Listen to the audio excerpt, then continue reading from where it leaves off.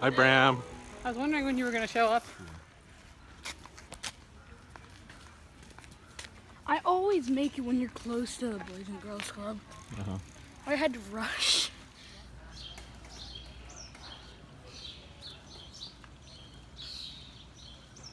After dropping the kids off at club, we're headed to breakfast at the Athenaeum.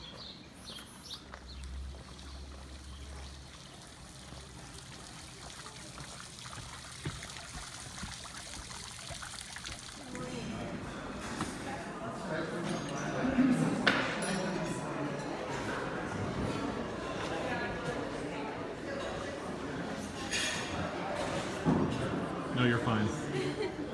I'm a big weirdo and I video all my vacations for YouTube. Oh, that's okay. That's sweet.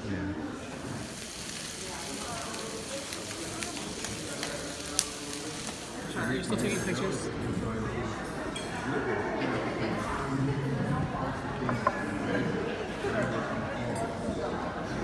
Yeah. A lot of nerves. Yes, right. It's like,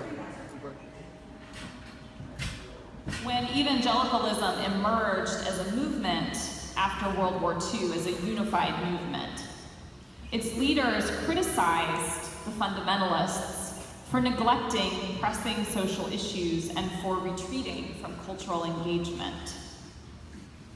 These evangelicals underscored that if the good news isn't good for my neighbor, my fellow image bearer, and doesn't compel me to act on their behalf, then it's not really good news.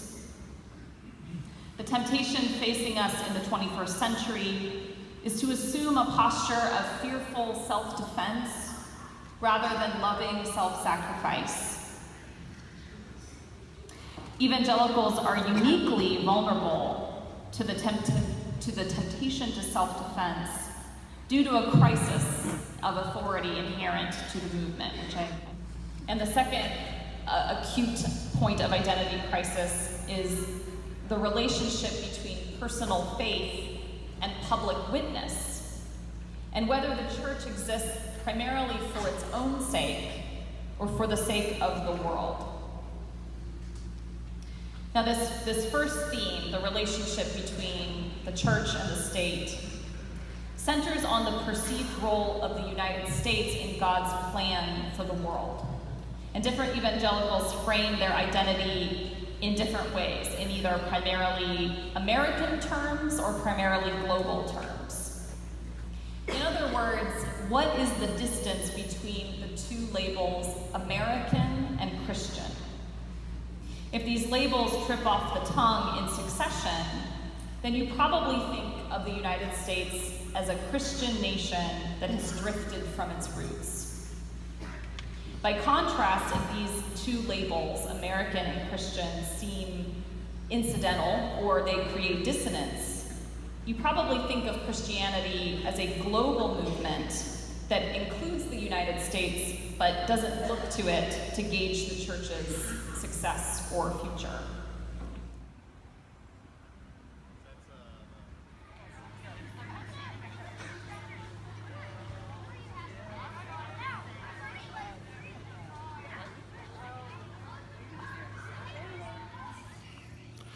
Gemma really likes bicycling now, right? It's cool.